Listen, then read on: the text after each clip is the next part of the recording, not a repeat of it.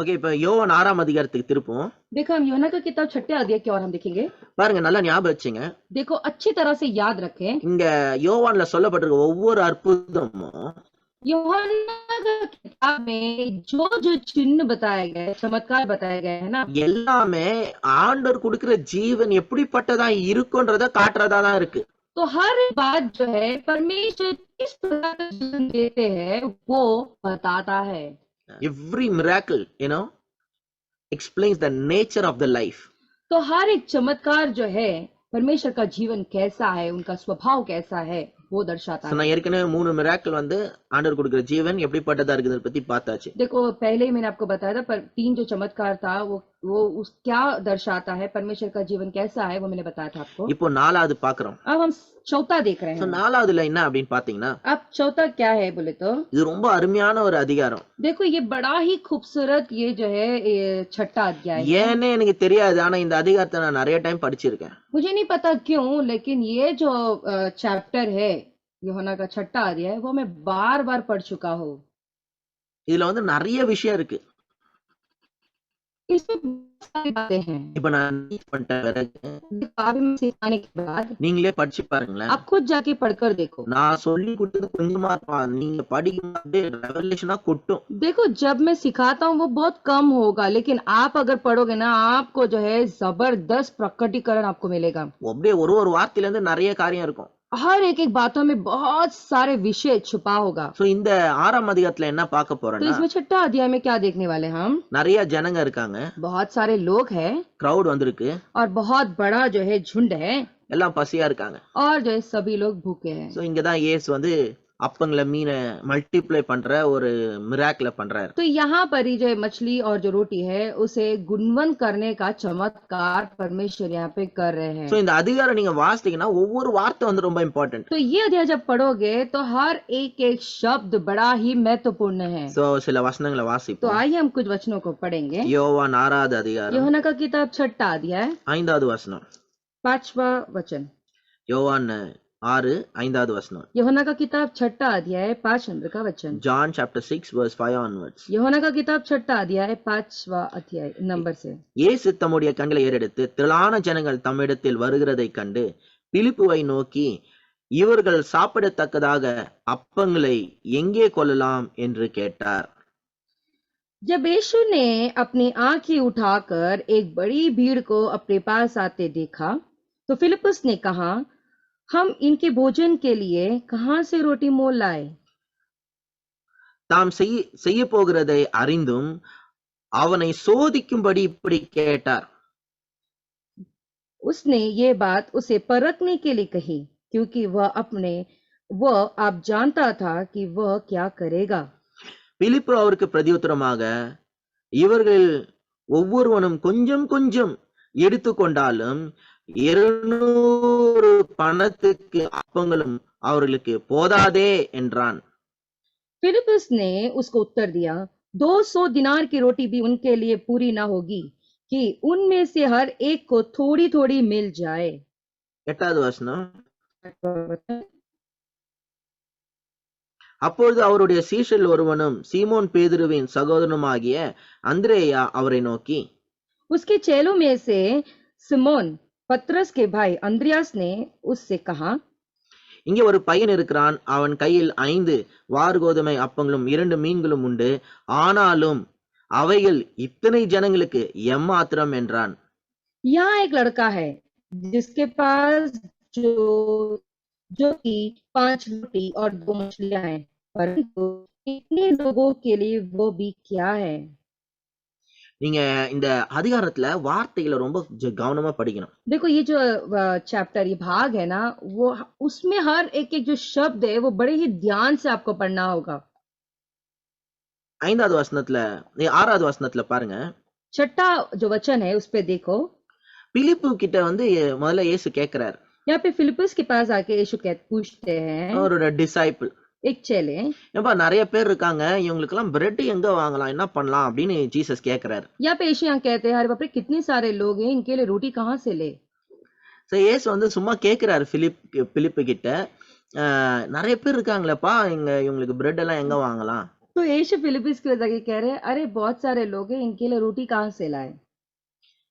அடுத்து 6வது வசனத்துல போட்டிருக்கு, लेकिन 6ठे वचन में लिखा गया है, அவர் அற்புதம் செய்ய போறாருன்னு அவருக்கு தெரியும். उनको पता है कि वो चमत्कार करने वाले हैं करके, ஆனா அவரோட டிசைபிள டெஸ்ட் பண்றதுக்காகவே கேக்குறாரு. लेकिन उनके चेले को परखने के लिए वो उनसे पूछते हैं। ஒரு பேர் இருக்காங்க, उनके साथी है இயேசு பெரிய அற்புதம் செய்ய முடியும்னு தெரியும். और उनको पता है कि यीशु बड़े बड़े चमत्कार कर सकते அவங்க हैं। கண்ணு முன்னாடி தான் தண்ணீரை திராட்சை ரசமா மாத்தினாரு. उनकी आंखों के सामने ही पानी को दाखरस में यीशु ने बदला, 2 பேரை குணமாக்கி இருக்காரு. 2 लोगों को चंगा भी किए। இவரு நினைச்சாருன்னா उनको पता है कि ये अगर सोचे तो कुछ भी कर सकते ஆனா हैं, ஜனங்க கிட்ட ப்ராப்ளம் என்னன்னா, लेकिन यहाँ पे पता है लोगों के पास क्या समस्या है, எத்தனை அற்புதத்தை பார்த்தாலும் कितना भी चमत्कार देखे तो भी எல்லாத்தையும் மறந்துடுவோம். फिर भी सब कुछ भूल जाते हैं। அடுத்த பிரச்சனை வரும்போது என்ன பண்றதுன்னு பயந்து உட்கார்ந்துப்போம். जब दूसरा समस्या आता है उसके बाद वो लोग सोचते हैं आप हम क्या करेंगे करके बैठ के डरते हैं। இதுதான் மனுஷனுடைய இயல்பு. பாத்துங்க, यही मनुष्य का सोच है। எத்தனையோ அற்புதம் நம்ம லைஃப்ல கடவுள் செஞ்சிருப்பாரு. कितने सारे चमत्कार परमेश्वर ने हमारे जीवन में किए होंगे, அப்புறம் ஏதாவது ஒரு பிரச்சனை வந்துச்சுன்னா பயந்துருவோம். कुछ भी समस्या आएगा तो वो डर जाते हैं। இவனுங்க டிசைபிள்ஸ், ஜீசஸோட டிசைபிள்ஸ் यहाँ पे यीशु के जो चेले हैं ना, இவங்க எப்படி பேசுறாங்கன்றத டெஸ்ட் பண்றதுக்காக ये कैसे बोलते हैं वो परखने के लिए அவனை சோதிக்கும்படி இப்படி கேட்டார் அப்படின்னு போட்டிருக்கு. उनको परखने के लिए उन्होंने ऐसा पूछा, ऐसे करके இந்த लिखा गया है। ஜான் சாப்டர் 6 பாத்தீங்கன்னா यूहन्ना का किताब 6ठा अध्याय अगर आप देखते हो तो ஒரு விதத்துல பாத்தீங்கன்னா ஹோல் சாப்டரே இதுல நடக்கிற இன்சிடென்ட் எல்லாமே ஒரு டெஸ்ட் தான். तो अगर आप देखते हो तो हर एक इंसिडेंट जो है यीशु मतलब यानी परखने बोला गया है। அவர் பண்ணது எல்லாமே ஒரு டெஸ்ட் தான். जो भी उन्होंने किया वो परखने के लिए किया। என்ன டெஸ்ட் பண்றாரு? वो क्या परखने के लिए? இப்ப அவர் டெஸ்ட் பண்ண போறாரு. உண்மையிலேயே என்ன எனக்காக யார் வரா இல்ல சும்மாவே யார் என் பின்னாடி வராங்கன்றத டெஸ்ட் பண்ண போறாரு. अभी यहाँ पे वो क्या परख रहे हैं कि ये जो लोग हैं मेरे लिए आ रहे हैं, क्या ऐसे ही बस हम मेरे आ रहे हैं, वो परखने के लिए यीशु करते हैं। இந்த 6ஆம் அதிகாரம் டைம்ல பாத்தீங்கன்னா जब 6ठा अध्याय उस समय இயேசு பயங்கர பாப்புலர் ஆயிடுறாரு. तो जब 6ठा अध्याय हो रहा था यानी कि जब चीजें हो रही थी तो वहां पे यीशु बड़े ही प्रसिद्ध हो रहे थे। उस समय பயங்கர ஃபேமஸ் ஆயிடுறாரு. बड़े ही प्रसिद्ध हो गए எப்படியாவது ஜனங்க இவர் ராஜாவாக்கலாம்னு வராங்க. और यहाँ पे लोग जो है कैसे न कैसे यीशु को राजा बना देंगे करके आ रहे हैं। எல்லாம் எங்களுக்கு இயேசு தான் வேணும், அவரை ராஜா வாய்க்கலான்ற லெவல்ல வராங்க. सभी लोग मुझे यीशु ही चाहिए, हमको जो है यीशु को राजा बनाना है, वो लेवल पे आ गए हैं। அவருக்கு பாருங்க இந்த பிசிக்கலா ராஜா ஆவறதுல எல்லாம் விருப்பம் கிடையாது. देखो ऐसा है कि यीशु को शारीरिक तौर पे राजा होना है ये सोच नहीं था। அவர் உங்களோட இருதயத்துக்கு ராஜாவானன்னு தான் விரும்புறாரு. वो केवल ये चाहते थे कि यीशु जो है आपके हृदय का राजा बने, वही चाहते थे। वो நான் சொல்றது உங்களுக்கு புரியுதா? आपको समझ में आ रहा है क्या कह रहे இவங்க हैं? எல்லாம் ராஜாவாக்கணும்னு வராங்க. सभी लोग सोच रहे थे कि हम उनको राजा बनाएंगे, इसलिए वो आ रहे हैं उनके पास। இதெல்லாம் ஒரு பொலிட்டிக்கல். எவனா ஒருத்தனை பிடிக்கலனா இன்னொருத்தன் एवना कैचाना அவனை தூக்கி விட ये வேண்டியது. सब एक राजनीति है। एक जन अगर पसंद नहीं करते तो इसे निकाल देते और दूसरे को राजा बना देते हैं। ஆனா இயேசு உண்மையிலேயே யார் எனக்காக வராங்க டெஸ்ட் பண்ண போறாரு. लेकिन यहाँ पे यीशु जो है सच में मेरे लिए कौन आ रहा है, मेरे साथ कौन रहेगा, उनको परखने के लिए किया गया है। பாருங்க ஒரு 3 விதமான குரூப் ஆஃப் ஜனங்க இவரை ஃபாலோ பண்றாங்க. देखो यहाँ पे 3 किस्म के झुंड यहाँ पे यीशु को फॉलो करते हैं। 12 डिसाइपल्स, एक है 12 चेले, அது இல்லாம வேற சில டிசைபிள்ஸ், और उनके अलावा और भी कुछ चेले थे, அது இல்லாம மல்டிடியூட்ஸ் ஜனக்கூட்டம்னு போட்டிருக்கு. और उसके बाद में जो है लोगों का झुंड। சோ இந்த மாதிரி 3 கேட்டகரி ஆஃப் பீப்புள் ஃபாலோ பண்றாங்க. तो यहाँ पे 3 किस्म के लोग यीशु को फॉलो कर रहे थे। இதுல உண்மையிலே யாரு எனக்காக என்கிட்ட வராங்க அப்படின்னு இயேசு கண்டுபிடிக்க பாக்குறாரு. अब यहाँ पे यीशु यहाँ खोज करने की कोशिश कर रहे हैं, यहाँ पे सच में मेरे लिए कौन आ रहा है करके। இது ரொம்ப முக்கியம் பாருங்களேன். देखो ये जो बात है वो बहुत महत्वपूर्ण है। எல்லாரும் கவனமா கேக்குறீங்களா? क्या सभी लोग ध्यान से सुन रहे हो क्या? இயேசு கிட்ட இயேசுக்காக உண்மையிலே எவன் வரான்? यीशु के पास यीशु के लिए सच में कौन आ रहा है, அதான் ரொம்ப முக்கியம். वो बहुत जरूरी बात है। அதான் இப்ப கண்டுபிடிக்க போறாரு. और यहाँ पे यीशु वही खोज करने पर है। உண்மையா அவரு தான் வேணும்ன்றவன் அவர்கிட்ட இருப்பான். सच में मुझे यीशु ही चाहिए, वो इंसान यीशु के पास रहेगा। வேற எதுக்காக வந்தவன் அவர் விட்டு போயிடுவான். और दूसरे कुछ और बातों के लिए आने वाला इंसान वो उनको छोड़ देगा। நம்ம ப்ராப்ளம் என்னன்னா, हमारी समस्या पता है क्या है? நம்மளோட காஸ்பல் பிரீச்சிங்கே சரியில்லை. हमारा सुसमाचार जो प्रचारक है वो खुद ही सही नहीं है। இந்த சின்ன குழந்தைங்க கிட்ட சாக்லேட்டை காமிச்சு கூப்பிடுற மாதிரி அது. ये कैसा है बोले तो उदाहरण के लिए बच्चों को चॉकलेट दिखा के बुलाने के जैसा उनके पास। பாருங்க, இங்க சிங்ஷாங் பிரதரோட 3வது பொண்ணு இருக்கு. यहाँ पे शिंगचोंग ब्रदर की तीसरी लड़की है கிட்டத்தட்ட 3 வயசு தான் இருக்கும். और वो लड़की का 3 साल होगा शायद, லோண்டு இருக்கும், பயங்கர கியூட். और वो छोटी सी है, बड़ी ही खूबसूरत है। கூப்பிட்டா வரவே வராது. वो कभी भी उसको बुलाएंगे तो आएगी ही नहीं। பார்க்காத மாதிரி அப்படியே விளையாடிட்டு இருக்கும். ऐसा है जैसा ये अनजान होके खिलते रहेगी। அதை கூப்பிடணும்னா என்ன பண்ணுவோம், சாக்லேட் பிஸ்கெட் ஏதாவது காமிச்சு இங்க பாரு வந்தனா கிடைக்கும்னு சொல்லுவோம். तो हमें उसे अगर बुलाना है तो हमें उसे दिखाना होता है, देख देख मेरे पास चॉकलेट है, बिस्किट है, मेरे पास आ करके तभी वो आती है हमारे पास। அதை பார்த்த உடனே ஓடி வரும். आप वो चॉकलेट बिस्किट देखती है, देखते साथ ही भाग कर आती है। அது வந்து குழந்தைங்க அப்படிதான். देखो वो बच्चे हैं, बच्चे ऐसे ही होते हैं। குழந்தைங்க அப்படிதான் இருப்பாங்க. बच्चे तो ऐसे ही होते हैं। அந்த மாதிரி தான் நம்ம வந்து காஸ்பலை ப்ரீச் பண்றோம். तो वैसा ही हम भी सुसमाचार प्रचार ऐसे ही करते हैं। எல்லாருக்கும் லாலிபாப் கொடுத்து सभी को लॉलीपॉप दिखाकर வாங்க இயேசு கிட்ட வாங்க, आओ आओ यीशु के पास आओ। உங்களுக்கு வியாதியா, आपको बीमारी है क्या? உங்களுக்கு சுகம் தேவையா, आपको चंगाई चाहिए क्या? இயேசு வண்டை வாங்க. यीशु के पास आओ। உங்களுக்கு விடுதலை தேவையா, आपको छुटकारा चाहिए क्या? உங்களுக்கு பில்லி சூனிய கட்டா, आपको जो है जादू टोना का बंधन है क्या? இயேசு கிட்ட வாங்க. आप यीशु के पास आओ। பண கஷ்டமா, पैसों की तकलीफ है, கடன் தொல்லையா, अब उधार की समस्या है, சமாதானம் இல்லையா, शांति नहीं है क्या? இயேசு கிட்ட வாங்க. यीशु के पास आओ। இப்ப இவனுங்க வந்ததெல்லாம் எதுக்காக வந்தாங்கன்னா, अब यहाँ पे ये जो लोग आए ना यीशु के पास, उससे कड़न- क्यों आए? கடன் தொல்லையில இருந்து விடுதலை ஆகணும், क्योंकि जो है कर्ज के परेशानी से छुटकारा पाए, வாழ்க்கையில சமாதானம் இல்ல, जीवन में शांति नहीं है, பில்லி சூனிய கட்டில இருந்து और जो விடுதலை ஆகணும், है जादू टोने का बंधन है वो टूटने के लिए, வியாதியில இருந்து குணமாகணும். बीमारी से चंगा होना है। உனக்கு இதெல்லாம் தேவையா வான்னாங்க. तुझे ये सब जरूरत है तो आओ यीशु के पास। வந்தாங்க, கிடைச்சிடுச்சு. अब ये लोग आए, उनको मिल भी गया। கிடைச்சிட்ட பிறகு நிறைய பேர் சர்ச்சுக்கு வரதெல்லாம் விட்டாங்க. अब इनको मिलने के बाद में बहुत सारे लोग कलीसिया आना छोड़ दिए। அப்புறம் பாஸ்டருங்க சொல்லுவாங்க अब பாருங்க, उसके बाद में पास्टर ये कहते फिरते, பத்தியா இந்த ஜனங்க எப்படி देखा देखा ये लोग कैसे हैं, சுகத்துக்காக வந்தாங்க, चंगाई के लिए आए, இப்ப சுகம் ஆயிட்ட பிறகு பத்தியா வராது போயிட்டாங்க. चंगाई मिल गया, अब देखो अब नहीं आते हैं। பத்தியா இவங்க எல்லாம் பணம் கஷ்டம்னு சொல்லி வந்தாங்க, இப்ப நிறைய பணம் வந்துச்சு, பத்தியா சர்ச்சுக்கே வரது இல்ல. देखा ये लोग जो है पैसों की तकलीफ है बोल के कलीसिया में आए, अब पैसों की तकलीफ हट गई है, अच्छे हो गए, अब चर्च आना छोड़ दिए। இது வந்து ஜனங்களை ப்ளேம் பண்ணக்கூடாது. इसमें लोगों को दोष लगाने की जरूरत नहीं है। நம்ம ப்ரீச் பண்ண விதம் சரியில்லை. हम जो प्रचार किए वो सही नहीं था। உனக்கு வியாதி குணமாகணுமா, இயேசு के पास था, இப்ப அப்படின்னு அவங்க நினைக்கிறாங்க. अब ये चंगा हो गया, अब ये यीशु के पास क्यों बार बार जाने का करके ये लोग ऐसा सोच। சோ வியாதி குணமாயிடுச்சு, அப்புறம் இப்ப எதுக்கு சர்ச்சுக்கு வரணும்? अब चंगाई हो गए, अब क्यों कलीसिया जाना? ஜனங்க வந்து அதான் யோசிக்கிறாங்க பாருங்க. अब देखो लोग तो ऐसे ही सोचते हैं। பண கஷ்டம் சர்ச்சுக்கு போன, இப்பதான் என்ன நிறைய பணம் இருக்கு. पैसों की तकलीफ थी, कलीसिया गया था, लेकिन अब तो पैसे बहुत है मेरे पास। இப்ப எனக்கு பிசினஸ்க்கு நிறைய போயிடுச்சு, अब बिजनेस बढ़ गया है, अब टाइम नहीं कलीसिया जाने के இது लिए। மாதிரிலாம் நிறைய நடந்திருக்குது. ऐसा बहुत बहुत हो चुका है। இயேசு கிட்ட முதல்ல நிறைய பேர் இயேசுக்காக வரல, यीशु के पास पहली बात तो यीशु के लिए कोई भी नहीं आया, ஏதோ தேவைக்காக வந்தாங்க. कुछ तो जरूरत है इसलिए आए।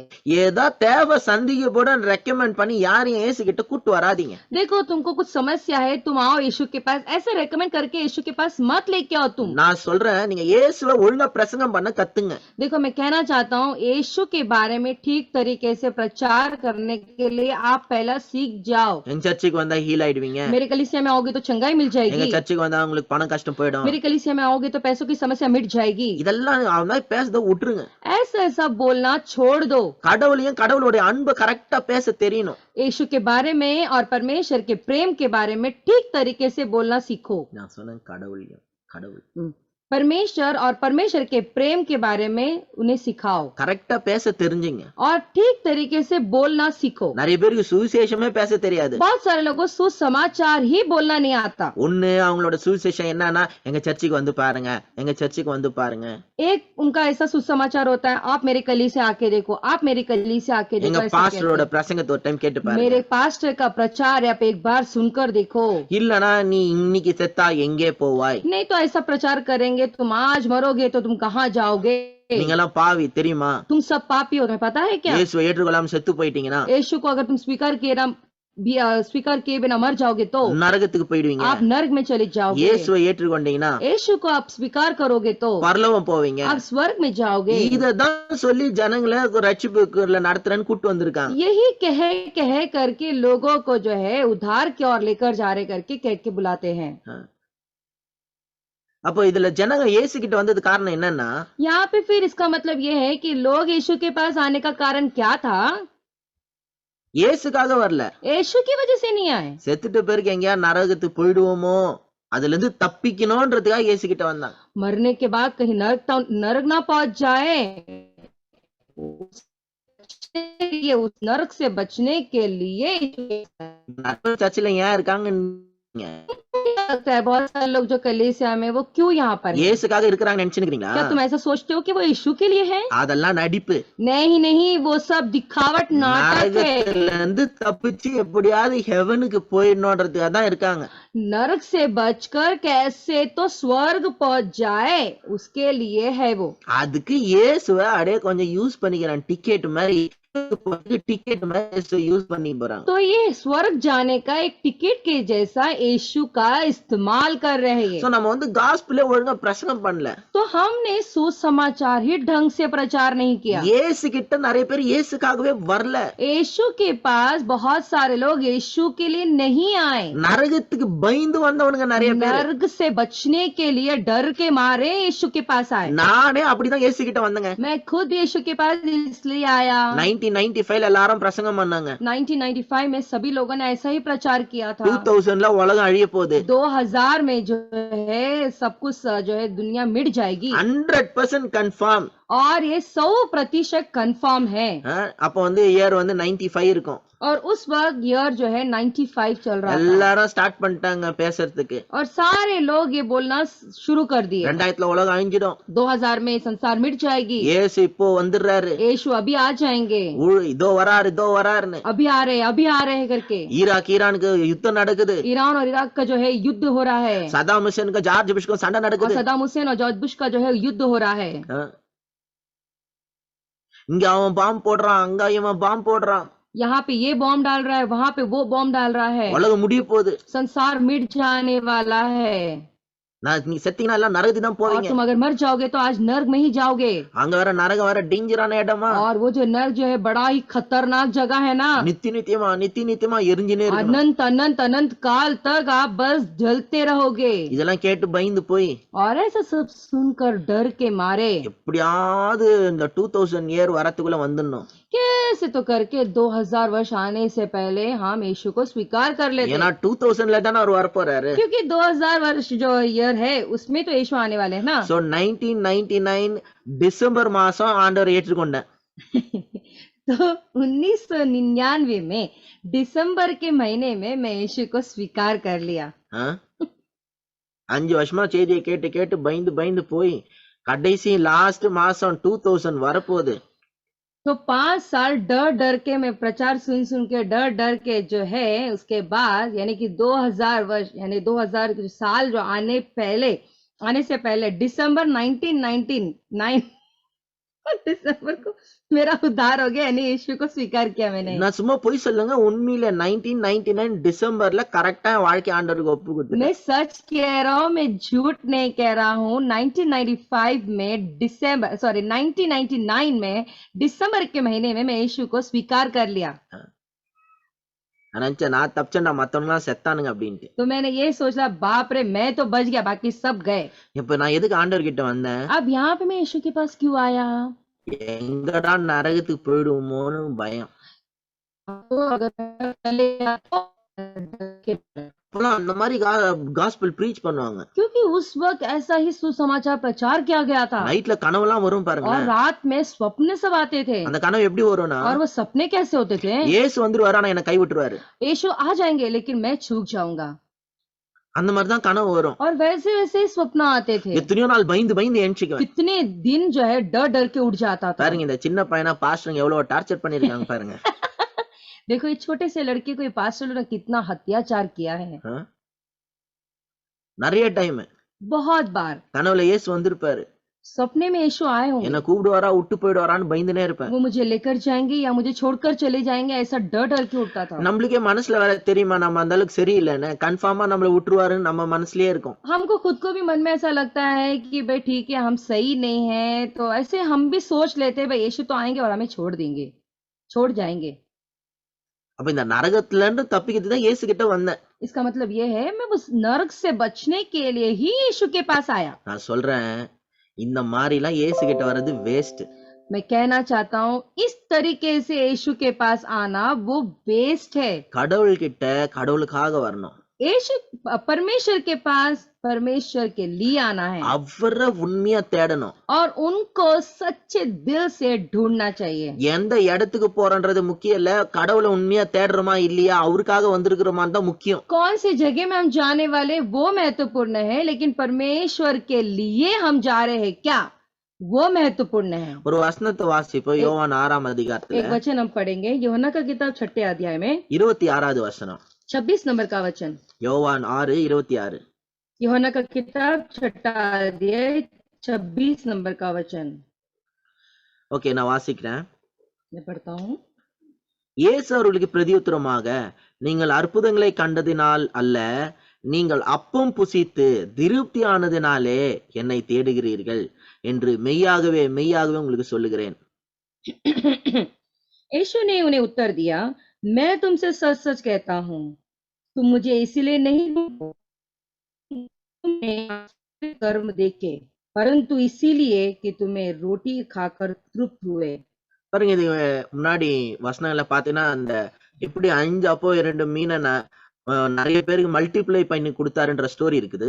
आपने इससे पहले जब देखा था वो कहानी को, कैसे 2 मछली 5 रोटी को रखे लोगों को परमेश्वर ने खिलाया करके। அந்த அற்புதத்தை அவர் ஏன் செஞ்சாருன்னா, आप वो आश्चर्य कर्म जो है क्यों उन्होंने किया था? அவர் வந்து புவர் ஃபீடிங் வேலை பண்ணிட்டு இல்ல. हाँ? Poor feeding. और वो जो है गरीब लोगों को खाने खिलाने के काम पे नहीं है वो, நிறைய பேர் அப்படி நினைச்சிட்டாங்க. लेकिन बहुत सारे लोगों ने ऐसा सोच लिया था ஏசு எல்லாருக்கும் சோறு போடுவாரு, यीशु सभी को खाना खिलाएंगे। அவர் பின்னாடி போனானா நல்லா மீன் பிரெட்னு ஏதாவது கொடுத்துட்டே இருப்பாரு. अगर उनके पीछे हम जाएंगे तो अच्छा मछलियाँ रोटियां कुछ भी खिलाते रहेंगे। சோ சோத்துக்காக அவர் பின்னாடி போயிட்டு இருக்காங்க तो பின்னாடி. ये भोजन की वजह से ये लोग उनका पालन पीछा कर रहे थे। உடனே இயேசு சொல்றாரு, तुरंत यहाँ पे यीशु कहते हैं, நீங்க தப்பா புரிஞ்சுக்கினீங்க, देखो तुमने मुझे गलत समझा நான் है। உங்களுக்கு அந்த அப்பத்தை கொடுத்த மிராக்கிள் எதுக்கு செஞ்சேன்னா, वो खाना खिला के वो आश्चर्य कर्म मैंने क्यों किया? நானே ஜீவ அப்பம் என்பதை உங்களுக்கு சொல்றதுக்கு தான் मैं செஞ்சேன். ये कहना चाहता हूँ कि मैं ही तुम्हारा जीवन का रोटी हूँ, ये इसलिए मैंने किया। நீங்க இந்த அப்பம் சாப்பிடலன்னா எப்படி பிழைக்க முடியாதோ, जैसे तुम ये खाना खाए बिना जो है आप जी नहीं सकते। என்ன புசிக்கலன்னா நீங்க பிழைக்க முடியாது. देखो अगर तुम मुझे खाते नहीं हो तुम तभी जियोगे नहीं। இந்த அப்பத்தை நான் உங்களுக்கு எது கொடுத்தேன்னா, நானே ஜீவ அப்பம் என்பதை உங்களுக்கு காட்டுறதுக்காக தான் கொடுத்தேன். ये खाना मैंने तुम्हें इसलिए दिया ताकि तुम्हें ये बताऊं कि मैं खुद ही वो जीवन की रोटी हूँ, इसीलिए। இந்த அற்புதத்தை பார்த்து நீங்க என்கிட்ட வரணும். ये चमत्कार को देख के तुम्हें मेरे पास आना है। எப்படி வந்து இந்த பிரெட் உங்களை சஸ்டெயின் பண்ணுதுன்னு நினைக்கிறீங்களோ, कैसे तुम्हें ये खाना तुम्हें बचाता है ना, அதே போல நான் தான் உங்களை சஸ்டெயின் பண்ணுவேன்ற நிலைமைக்கு நீங்க வரணும். उसी तरह मैं ही तुम्हें बचाऊंगा, वो लेवल पे आपको आना है। இயேசு தான், இயேசு இல்லைன்னா என்னால வாழ முடியாது, அவரு தான் என்ன காப்பாத்துறவரு.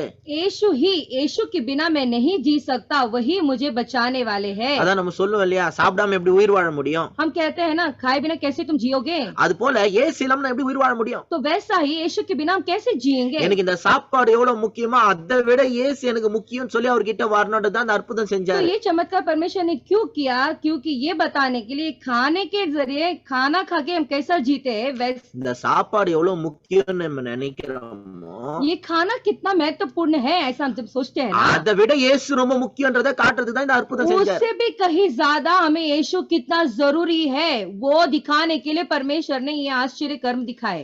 ஆண்டவர் சொன்னார் பாருங்க, यहाँ पे परमेश्वर कह रहे हैं அழிஞ்சு போகிற போதனத்தெல்லாம் தேடாதீங்க அப்படின்னு. ये नाशवन करने वाला भोजन की और पीछे मत जाओ. சாப்பாடு தான் நிறைய பேருக்கு கடவுளா இருக்குது. देखो बहुत सारे लोगों को खाना ही भगवान बन के बैठा சாப்பாடை है, தான் பயங்கரமா தேடினுக்குறாங்க. खाने को ही बहुत जबरदस्त ढूंढते हैं. நான் தமிழ்ல ஒரு ப்ரோக்ராம் பார்த்தேன். मैंने एक तमिल में एक प्रोग्राम देखा, சும்மா ஒரு சின்ன கிளிப் தான். एक छोटा सा क्लिप है वो. இதுல வந்து இந்த தமிழ் யூடியூப் சேனல் பாக்குறவங்களுக்கு மட்டும் தெரியாது. ये तमिल यूट्यूब जो चैनल देखते हैं उनको शायद पता होगा. சாப்பாட்ராமன்னு ஒரு யூடியூப் சேனல் இருக்கு. सापाट रामन करके एक यूट्यूब चैनल है அதுல ஒருத்தர் இருக்காரு, நல்லா சாப்பிடுவாரு. और वहाँ पे एक जन है, वो व्यक्ति बहुत जबरदस्त खाते हैं. 3 கிலோ பிரியாணி, 3.5 किलो बिरयानी, 50 பரோட்டா, 50 पराठा, அதெல்லாம் பயங்கரமா சாப்பிடுவாரு. ऐसे बहुत जबरदस्त वो व्यक्ति खाते हैं. ஒரு ஆடு, அப்படியே ஒரு 2-3 கோழி எல்லாம் அப்படியே சாப்பிடுவாரு. एक बकरी और 2-3 मुर्गियां ऐसे अक्खा अक्खा जो है वो मस्त खाते हैं. அவர் வேற ஒரு ப்ரோக்ராம்ல கூப்பிட்டுருக்காங்க. और इनको एक दूसरे कार्यक्रम में बुलाए गए அவர் थे. என்ன சொல்றாருன்னா, மனுஷன் சாப்பிடறதுக்காக தானங்க இருக்கான், சாப்பிடாம என்ன பண்ண போறான்? वो कार्यक्रम ये कहता है मनुष्य जो है खाने के लिए तो है, वो बिना खाए वो कैसे रह सकते हो, क्या करेगा. அவரு சாப்பிடுறாரு, நல்லா இருக்காரு, அதெல்லாம் எனக்கு சந்தோஷம் தான். देखो वो अच्छा खाते हैं, वो सेहत पूर्वक है, वो सब खुशी की बात ஆனா है. அவரோட அந்த திங்கிங் இருக்கு பாருங்க, சாப்பிடறதுக்காக தான் நம்ம இருக்கிறோன்னு அதை நான் ஒத்துக்க மாட்டேன். देखो लेकिन जो उनकी सोच है ना, हम खाने के लिए तो जी रहे हैं, इससे मैं विपरीत हूँ. இது சும்மா தின்றதுக்காக நம்ம இருக்கிறோம். क्या हम सिर्फ खाने के लिए है?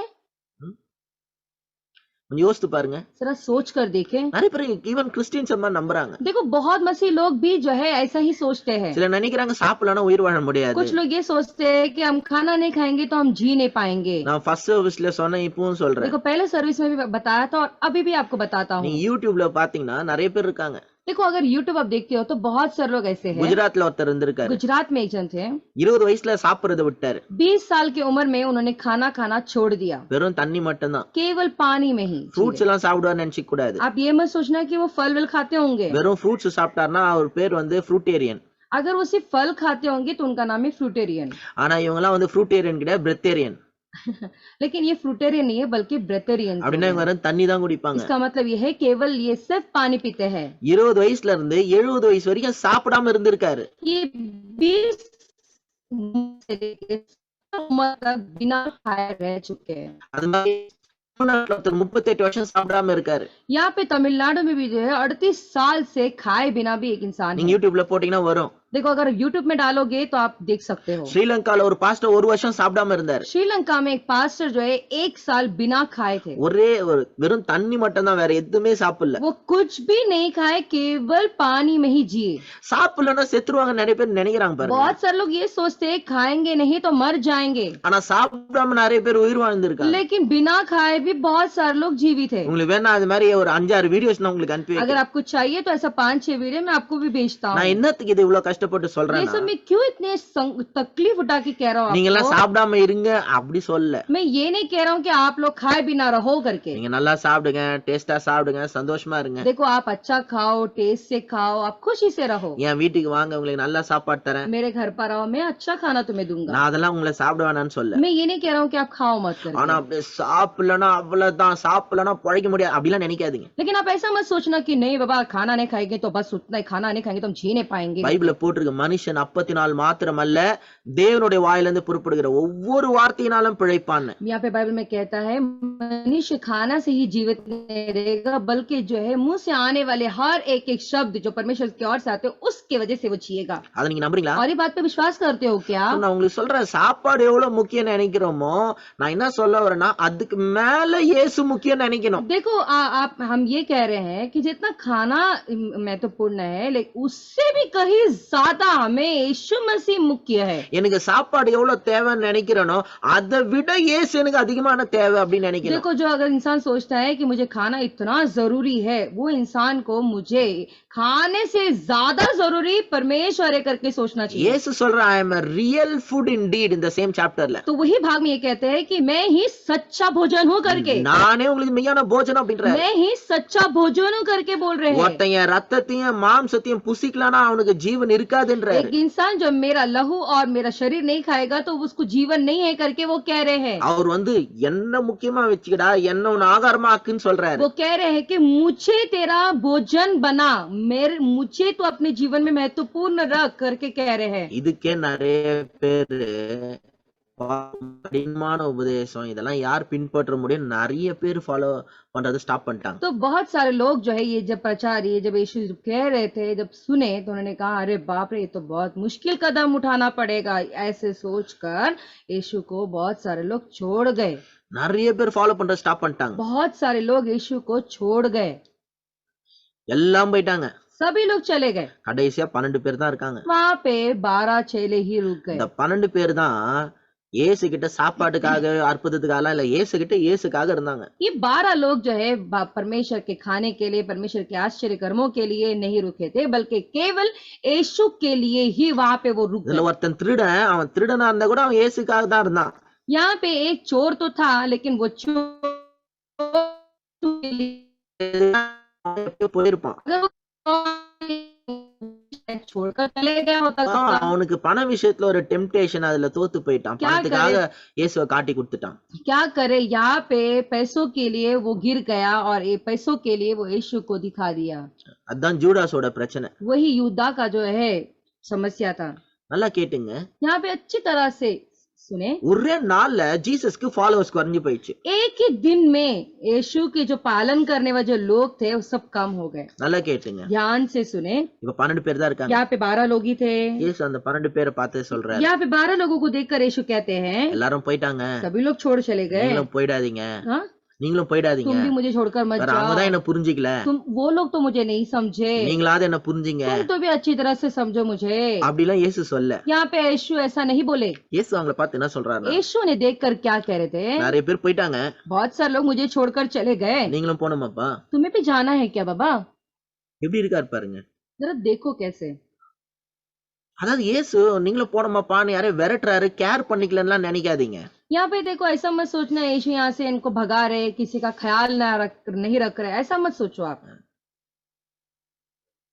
நிறைய பேர் போயிட்டாங்க பிடிக்காம, நான் என்னோட கமிட்மெண்ட் புல் பண்ண அவங்களுக்கு பிடிக்கல, போயிட்டாங்க, நீங்களும் போறதா போங்கப்பா அப்படின்னு ஃப்ரீடம் கொடுக்கறாரு. बहुत सारे लोग मुझे छोड़कर चले गए, जो मैं कह रहा हूँ वो समझ नहीं पाए, चले गए, तो इनको भी परमेश्वर यीशु जो है स्वतंत्र दे रहे हैं कि भाई तुम्हें भी अगर जाना है तो जा सकते ஏன்னா हो இந்த खुशी 12 से। பேர் இப்படி நினைக்க கூடாது பாருங்களேன். क्योंकि ये 12 चेले लोग जो है ऐसा नहीं सोचना அவங்க चाहिए, எல்லாம் போயிட்டானுங்க, अरे रे ये लोग सब चले गए, நம்ம எப்படி போறதுன்னு தெரியலையே, अभी मुझे समझ में नहीं आ रहा ना हम நம்ம வேற कैसे இவருக்கு க்ளோஸ் அப் போயிட்டுமே, போனா என்ன நினைச்சுக்கு வரும். हम ठहरे इनके बड़े ही करीबी, और अगर हम यहाँ से इनको छोड़कर चले गए पता नहीं क्या सोचेंगे मेरे बारे में। அந்த மாதிரி அவங்க குழம்பு கூடாது. यहाँ पे ये जो है बोखलाहट में नहीं आना இயேசு चाहिए। ஃப்ரீடம் தரப்பா, நான் இதை நினைச்சுக்க மாட்டேன்ப்பா, நிறைய பேர் போயிட்டாங்க, நீங்களும் போறதா போங்கப்பா. यहाँ पे यीशु जो है इन्हें स्वतंत्र दे रहे हैं। यहाँ पे ये कह रहे हैं यीशु भाई तू कुछ गलत मत समझ, तू डर मत, तुझे स्वतंत्र देता हूँ, तू बिंदास मुझे छोड़ के जा सकता है ஆண்டவர் करके। வந்து அவங்களோட ஃப்ரீடமை வேல்யூ பண்றாரு. देखो परमेश्वर जो है इनके स्वतंत्र को जो है महत्व दे रहे हैं।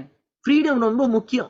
यहाँ पे स्वतंत्र बड़ा ही इम्पोर्टेंट है। இது நிறைய பேருக்கு புரியறது கஷ்டம். ஃப்ரீடம்லாம் ரொம்ப பெரிய டாபிக் அது. देखो बहुत सारे लोगों को ये फ्रीडम का जो टॉपिक है समझना बहुत मुश्किल है, समझ नहीं पाएंगे। இன்னைக்கு பாருங்க, சர்ச்சே ஒரு ஃப்ரீடம் இல்ல, ஒரு பாண்டேஜ் ஆயிடுச்சு. देखो कलीसिया भी स्वतंत्र नहीं है बल्कि बंधन भी बन गया है। எத்தனையோ பேர் என்கிட்ட சொல்லியிருக்காங்க, बहुत सारे लोगों ने मुझसे कहा है, 15 வருஷத்துல நான் எத்தனையோ பேர் சொல்லி கேட்டிருக்கேன், ये 15 साल में कितने सारे लोग मुझे आके कहते हैं, मैं பாஸ்டர் सुना உங்க हूँ, டீச்சிங் எனக்கு பிடிக்கும், पास्टर तुम्हारा जो टीचिंग है वो मुझे बहुत உங்க पसंद है। சர்ச்சுக்கு வரணும்னு நினைக்கிறேன். कलीसिया में सोचता எங்க பாஸ்டர் விட மாட்டார். लेकिन क्या करो, हमारे पास्टर हमें छोड़ते नहीं எனக்கு है। எங்க சர்ச்சை பிடிக்கல, हमें तो वो कलीसिया पसंद ही नहीं है, ஆனால் அங்கதான் போவோம். लेकिन क्या करे, हमें वहीं जाना ஏன்னா होगा, பாஸ்டர் மிரட்டி உருட்டி வச்சிருக்காங்க. क्योंकि जो पास्टर है इन्हें डरा कर धमका कर रखे हैं। என் சர்ச்சை விட்டு போனீங்கன்னா பாருங்க என்ன ஆகும், तुम मेरा कलीसिया छोड़कर जाओगे, देखो तुम्हारा क्या हाल होगा, இப்படி ஆயிடும் அப்படி ஆயிடும் மிரட்டி வச்சிருக்காங்க. ऐसा हो जाएगा वैसा हो जाएगा, ऐसा डरा कर रखे हैं। ஒரே புருஷனோட வாழணுமா एक ही पति के साथ जीना चाहिए அப்படின்னா केवल। என்னன்னா ஒரே பாஸ்டரோட இருக்கணும்ன்றத ஒரே புருஷன். इसका मतलब ये है कि एक ही पास्टर के साथ रहना, यानी कि एक पति, उसका मतलब ये है। இந்த மாதிரி எல்லாம் இன்னொன்னு சொல்றாங்க, எங்கதான் கண்டுபிடிக்கிறாங்களே தெரியல. ऐसे ऐसे करके क्या क्या तो बोलते हैं, पता नहीं कहाँ से इनको मिलता है ये सारे शब्द। இவங்க சொல்ற டயலாக் எல்லாம் பார்த்து இயேசுக்கே ஹார்ட் அட்டாக் வந்துரும் போல. ये जो डायलॉग बोलते हैं ना, मुझे तो लगता है कि यीशु को शायद हार्ट अटैक हो जाए। ஏன் ஆடை திருடிட்டான், ஏன் மீனை திருடிட்டான், இன்னொன்னு சொல்றாங்க. मेरा बकरी को चुरा लिया, मेरे मच्छी को चुरा लिया, पता नहीं क्या क्या बोलते हैं ये। நான் என் ஜனங்களை பார்த்து ஸ்டார்டிங்ல இருந்தே देखो, मैं अपने लोगों को देखकर शुरुआत के दिन से ही बोलते आ रहा हूँ, என்ன பிடிச்சிருந்தா என் சர்ச்சுக்கு வாங்க, मुझे अगर आप पसंद करते हो तो आप मेरी कलीसिया आ सकते டீச்சிங் हो, பிடிச்சிருந்தா வாங்க. मेरा टीचिंग आपको पसंद है तो आ सकते हो। உங்களுக்கு பிடிக்கலன்னா எங்க பிடிச்சதோ போனா எதுவும் சொல்ல மாட்டேன். अगर तुम्हें मैं पसंद नहीं हूँ तो आप कहीं भी जा सकते हो, मैं आपको कुछ नहीं कहूंगा। எல்லாருக்கும் என்ன பிடிக்கிறதுக்கு பாசிபிள் இல்ல. देखो, संभव ऐसा तो है ही नहीं कि सभी लोग मुझे पसंद करें। ஆனா ஐஸ்கிரீமா சாக்லேட்டா எல்லாருக்கும் என்ன பிடிக்கிறது, क्या मैं आइसक्रीम हूँ या चॉकलेट हूँ कि सभी लोग मुझे पसंद करें? எல்லாருக்கும் என்ன பிடிக்கிறதுக்கு பாசிபிள் இல்ல. संभव तो नहीं है ना कि सभी लोग मुझे पसंद करें। ஒரு சிலருக்கு என் மேல ரொம்ப உயிர், कुछ लोगों को मेरे ऊपर जान है ஒரு சிலருக்கு என் மேல அவ்வளோ வெறுப்பு, और कुछ लोगों को इतनी नफरत है मेरे लिए। சிலருக்கு என் டீச்சிங்க்கு அவ்வளோ இஷ்டம், என் டீச்சிங். कुछ लोग जो है मेरा जो टीचिंग है इतना पसंद करते हैं, சிலருக்கு என் டீச்சிங் கேட்டாலே அவங்களுக்கு உடம்பெல்லாம் எரியும். और कुछ लोग जो है मेरा टीचिंग सुनते हैं तो उनके पूरे शरीर में जलन उठती है। நான் ஒன்னும் பண்ண முடியாது இதெல்லாம். लेकिन मैं तो कुछ नहीं कर सकता ना। யாருக்கு என்ன பிடிக்குமே என்கிட்ட வாங்க.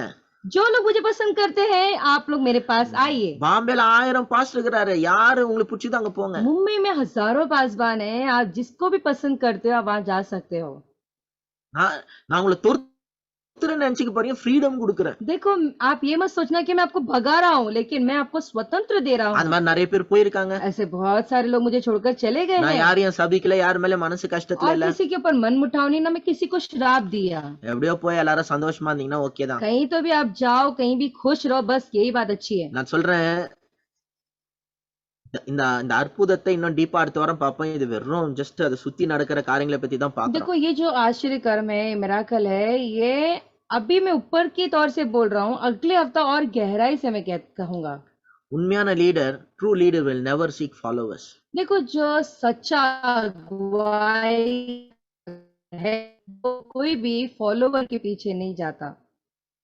நெல்சன் மண்டேலா சொன்னாரு, नेल्सन मंडेला ने कहा, பெரிய உலகத்துல சரித்திரத்துல ஒரு பெரிய தலைவர் அவர். और ये संसार का एक बहुत बड़े लीडर है वो।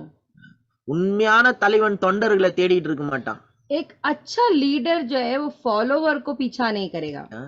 The true leaders will never seek followers. एक अच्छा अगवेकार जो है वो फॉलोवर यानी कि लोगों को नहीं ढूंढेगा। பயங்கரமா பேர் என்ன ஃபாலோ பண்ணும், கூட்டத்தை சேர்க்கணும் அப்படிலாம் உண்மையான லீடர்லாம் நினைக்க மாட்டான். बहुत सारे लोग पालन करना होगा, मेरे पीछे आना होगा, ऐसा लोगों को वो नहीं ढूंढते हैं। உண்மையான லீடருக்கு தரிசனம் இருக்கும், எது ரைட்னு இருக்கும், அதை நோக்கி போயிட்டு இருப்பான், அவ்வளவுதான். देखो, अच्छे लीडर जो होते हैं ना, उनके पास एक दर्शन होता है, वो दर्शन का पालन करके वो जाते रहते हैं। ஜனங்க ஃபாலோ பண்றாங்களா இல்லையோ டசன்ட் மேட்டர். लोग उसको फॉलो करते हैं या नहीं करते वो मायने नहीं रखता। பாருங்க, ஜான் மேக்ஸ்வெல்ன்றவர் ஒருத்தர், जॉन मैक्सवेल करके एक जन பெரிய है, லீடர்ஷிப் எக்ஸ்பர்ட். एक बहुत बड़े लीडरशिप एक्सपर्ट है वो। 21 irrefutable laws of leadershipனு ஒரு புக் எழுதி இருக்காரு. 21 irrefutable laws of leadership leadership, ஒரு புக் எழுதி ऐसा இருக்காரு. एक किताब उन्होंने लिखा है। அதுல ஃபர்ஸ்ட் சாப்டர், उसका पहला भाग ऐसा था, அதுல ஒரு ஸ்டேட்மெண்ட் மாதிரி சொல்றாரு. उसमें एक उन्होंने एक स्टेटमेंट दिया, நீங்க நடந்து போறீங்கன்னா, आप चल के जा रहे तो உங்க பின்னாடி யாரும் வரலனா, तुम्हारे पीछे अगर कोई नहीं आता है நீங்க யாரையும் லீட் பண்ணல, சும்மா நடந்து போயிட்டு இருக்கீங்க. तो किसी को आप अगुवे नहीं करते हो, आप अकेले बस जा रहे हो, நடந்து போயிட்டு இருக்கீங்க. आप बस अकेले चलकर जा रहे हो। அப்படின்னா என்ன சொல்லணும்னா, ஃபாலோவர்ஸ் இல்லனா நீ லீடரே இல்ல அப்படின்றாரு அவர். अगर तुम्हारा फॉलोवर कोई नहीं है तो इसका मतलब ये है कि आप लीडर भी नहीं அது हो। வந்து ஒரு சைனீஸ் ப்ராவர்ப் அது. ये चाइनीज का एक proverb है। If a man thinks he is leading and nobody is following, he is just taking a walk. देखो, अगर एक मनुष्य सोचता है कि मैं चल रहा हूँ, मेरा कोई पालन नहीं करता है, तो इसका मतलब ये है कि वो बस चल रहा है, अकेले चल रहा है बस। இது வந்து ஒரு சைனீஸ் ப்ராவர்ப். ये एक चाइनीज का proverb है। அதான் நான் சொல்றேன், लेकिन मैं कहना चाहता हूँ, யாரும் நம்மள ஃபாலோ பண்றாங்களோ இல்லையோ, உனக்கு தரிசனமோ நீ என்ன பண்றன்றது கரெக்டான கிளாரிட்டி இருந்தா நீங்க லீடர் தான். देखो, कोई तुम्हें फॉलो करता है या नहीं करता वो मायने नहीं करता, लेकिन अगर तुम्हारे पास एक दर्शन है, तुम सोचते हो कि ये सही है, तो बस तुम चलते जाओ, वही सबसे बड़ा लीडर है। உண்மையான லீடர் கூட்டத்தை சேர்க்க ட்ரை பண்ண மாட்டான். देखो, एक अच्छा लीडर जो है बहुत बड़ा झुंड बनना चाहिए, उसकी कोशिश में नहीं रहता है कभी। கூட்டத்தை சேர்க்கணும்னாலே அங்க பாலிடிக்ஸ் வேணும். देखो, अगर झुंड बनाना है तो यानी कि वहां पे राजनीति होगा। நான் சொல்றேன், ஒரு பாஸ்டரா நான் சொல்றேன், என்னால நிறைய கூட்டம் சேர்க்க முடியாததுக்கு காரணம் ஐ எம் நாட் இன்கேபபிள் கிடையாது, எனக்கு பாலிடிக்ஸ் பண்ண முடியல.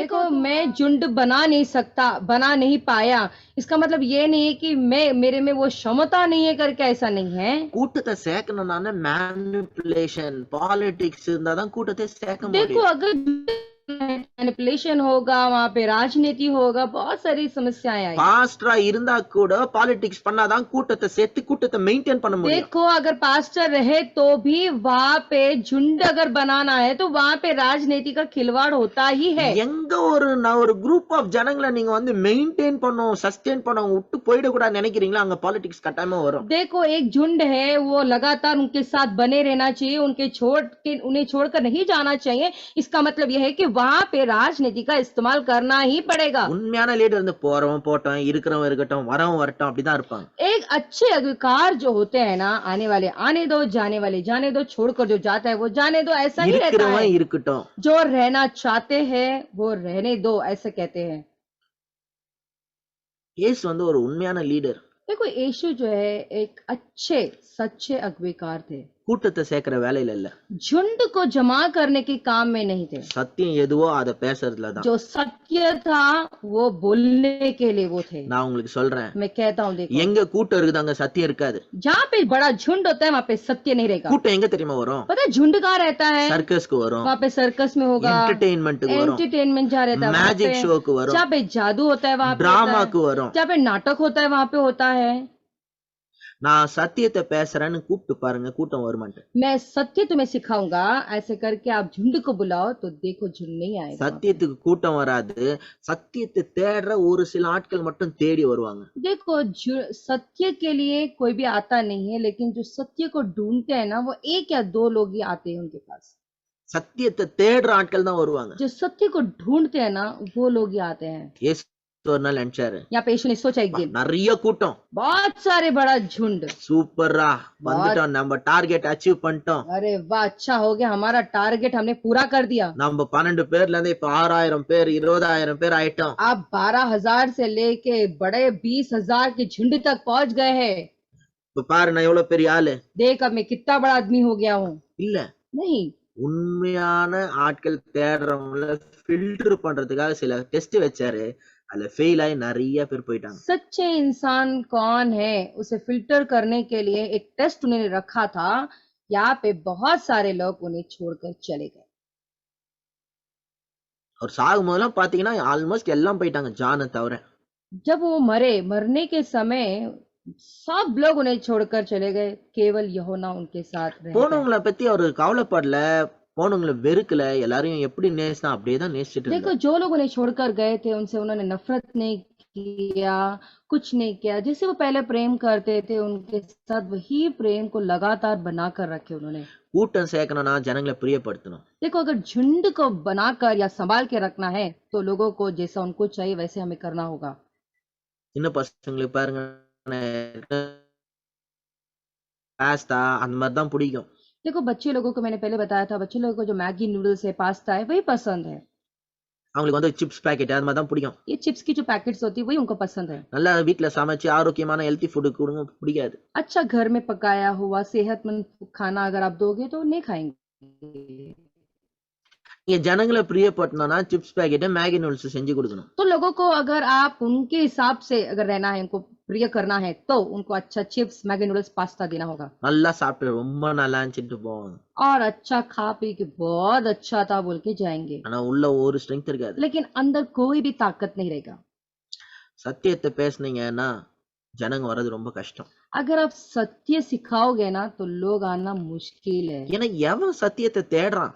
क्योंकि कौन है जो सत्य को ढूंढता है. சத்தியத்தை தேடுற மாதிரி ஆக்டிங் பண்ணிக்கிறாங்க. உண்மையிலே சத்தியத்தை தேடுறதுலாம் ரொம்ப கம்மி. सत्य को ढूंढने की तरह नाटक करते हैं, लेकिन जो सत्य जो है उसको कभी लोग ढूंढते नहीं நம்ம हैं. கிறிஸ்டியனா நிறைய நடிக்க கத்துக்கிறோம்.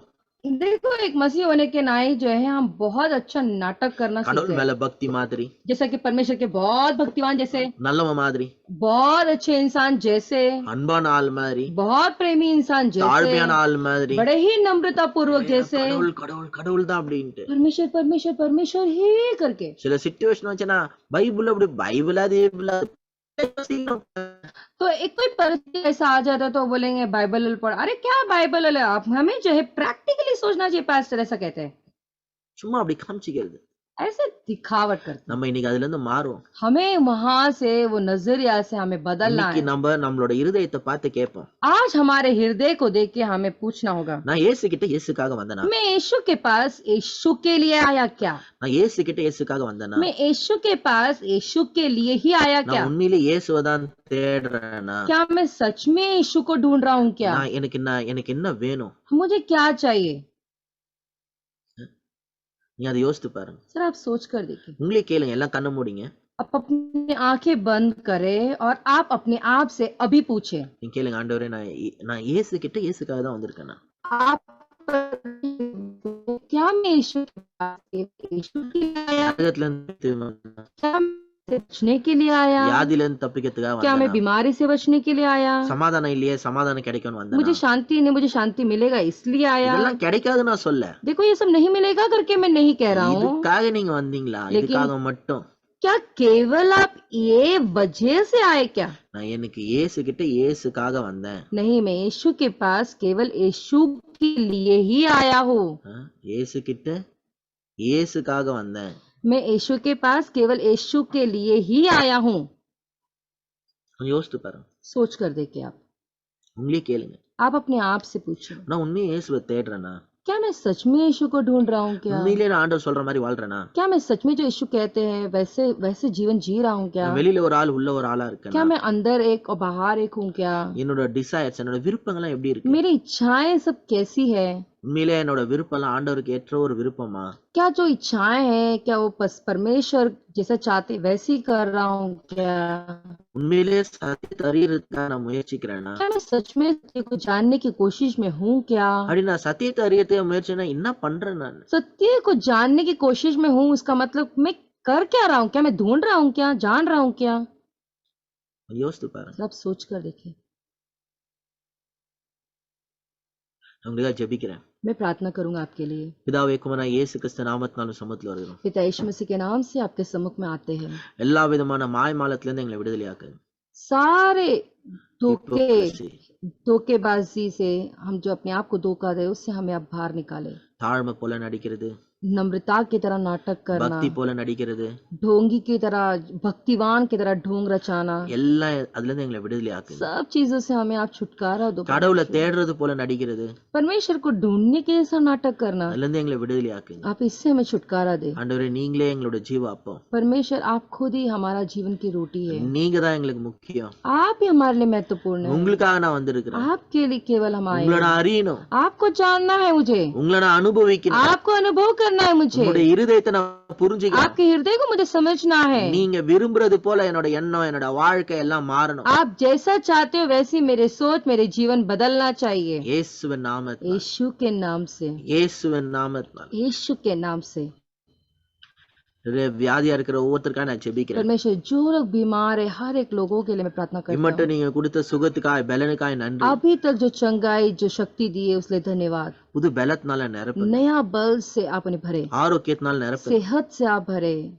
இதுவரை இல்லாத சுகன் பலன் உண்டாகட்டும். अभी तक वैसा शक्ति जो है सामर्थ नहीं, वैसा आप अभी और भरे இயேசுவ நாமத்தினால यीशु के नाम எல்லா से। கவலை, சோர்வு, பலவீனங்களை கடிந்தப்புறப்பட்டு सारे चिंता, तकलीफें, निराश मन सब यीशु के नाम से धमकाते हैं। எல்லா பண தேவையில் அற்புதமான விதத்துல சந்திப்பீராக. सारे पैसों की जरूरत चमत्कार तौर से आप पूरा करें। ஏராளம் தாராளம் உண்டாகட்டும். भर पूरी बहुतायत होने दो पिता, இயேசுவ நாமத்தில் यीशु के नाम से। ஏராளம் தாராளம் உண்டாகட்டும். भर पूरी बहुतायत होने दो परमेश्वर। அற்புதமான விதத்துல வழி நடத்துங்க. चमत्कार तौर से आप उन्हें चलाएं। குடும்பத்துல சமாதானம் உண்டாகட்டும். परिवार में शांति होने दो இயேசுவ நாமத்தில் यीशु के नाम से। இயேசுவ நாமத்தில் यीशु के नाम से எல்லாரும் உங்க கரத்துல ஒப்பு கொடுக்குறோம். हर एक लोगों को आपके हाथों में सौंपते हैं। இயேசு மூலம் ஜெபம் கேளுங்க. यीशु के नाम से प्रार्थना सुनो पिता।